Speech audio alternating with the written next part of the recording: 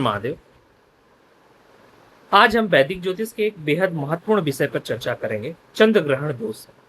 आइए समझते हैं कि यह क्या होता है और हमारे जीवन को कैसे प्रभावित करता है। लेकिन वीडियो शुरू करने से पहले जिन लोगों ने अभी तक हमारे यूट्यूब चैनल को सब्सक्राइब नहीं किया है, प्लीज सब्सक्राइब करें। आइए वीडियो शुरू करते हैं।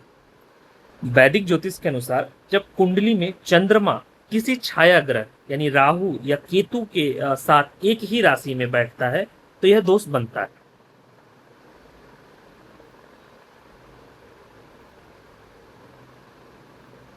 चंद्रमा हमारे मन, भावनाओं और माता का प्रतिनिधित्व करता है।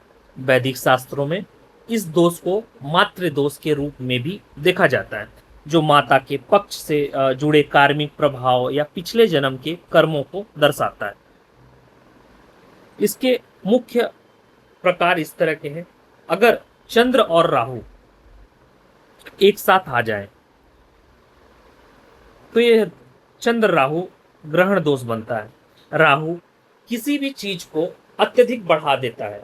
जब यह चंद्र के साथ होता है तो व्यक्ति को अनजाना डर यानी फोबिया, बेचैनी, एंजाइटी और भ्रम का सामना करना पड़ता है।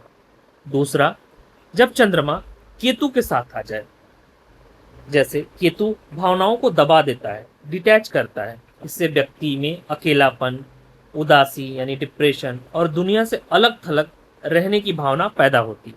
हालांकि वैदिक दृष्टि से यह स्थिति स्पिरिचुअलिटी और रिसर्च के लिए बहुत अच्छी मानी जाती है।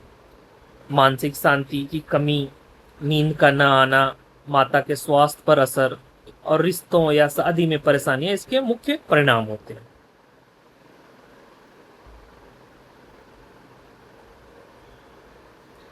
लेकिन वैदिक शास्त्र में यह भी कहा जाता है कि हर कुंडली में यह दोष बुरा असर नहीं देता।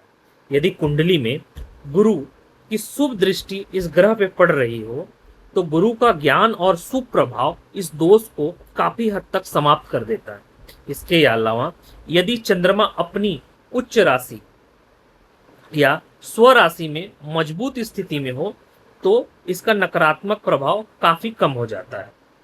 हम एक उदाहरण के लिए एक कुंडली लेते हैं और इसको समझते हैं। हम एक वृश्चिक लग्न की कुंडली लेते हैं। लग्न वृश्चिक,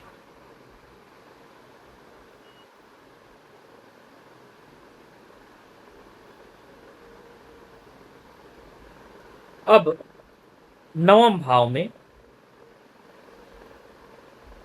मून यानी चंद्रमा और केतु एक साथ बैठे, यह सीधा ग्रहण दोष बनाता है। लेकिन जेहेतु चंद्रमा खुद की राशि में बैठा हुआ है, यानी चौथा जो है कर्क राशि, कैंसर, इसका लॉर्ड कौन है? चंद्रमा। वृश्चिक लग्न में नौवां भाव जो है वो भाग्य और धर्म का भाव है। वहां कर्क राशि है जिसका स्वामी खुद चंद्रमा है। यह सीधा ग्रहण दोष भंग लागू होता है क्योंकि चंद्रमा अपनी ही राशि में बेहद मजबूत स्थिति में है। यहाँ पे डिग्री अवश्य देखें। इसका परिणाम यह होगा कि यहाँ पे ग्रहण दोष भंग हो जाएगा। लेकिन अगर केतु क्या है, केतु का डिटैचमेंट व्यक्ति को दिखावटी धार्मिक कांडों से दूर करेगा, लेकिन उसे अंदर से बेहद स्पिरिचुअल और गहरा डीप रिसर्चर जैसा बना देगा। ऐसे लोगों का पूर्वाभास शक्ति बहुत मजबूत होती है।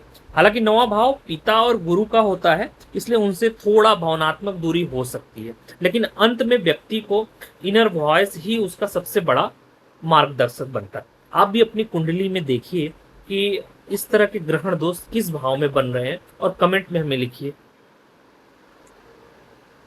कुछ वैदिक शास्त्रों में इसके कुछ उपाय हैं जिसे हमें करना चाहिए अगर इस तरह के दोष बन रहे हैं तो। जैसे आपको मंत्र जाप आप कर सकते हैं, यहाँ पे आप स्क्रीन में देख सकते हैं। आप इस मंत्र का जाप कर सकते हैं, शिव जी की उपासना कर सकते हैं। सोमवार के दिन शिवलिंग पर दूध और जल अर्पित करें। आप दान कर सकते हैं। सोमवार के दिन आप सफेद वस्तुओं का जैसे दूध, चावल, दही का दान कर सकते हैं। प्रतिदिन 10 से 15 मिनट मेडिटेशन अवश्य करें। चंद्र ग्रहण दोष से घबराने के बजाय उसकी ऊर्जा को समझने की जरूरत है। सही मार्गदर्शन और वैदिक उपायों से आप इस स्थिति को अपने फायदे में बदल सकते हैं।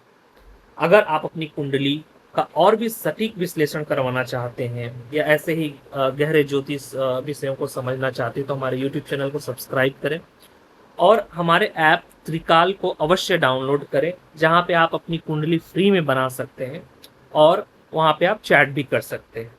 हर हर महादेव।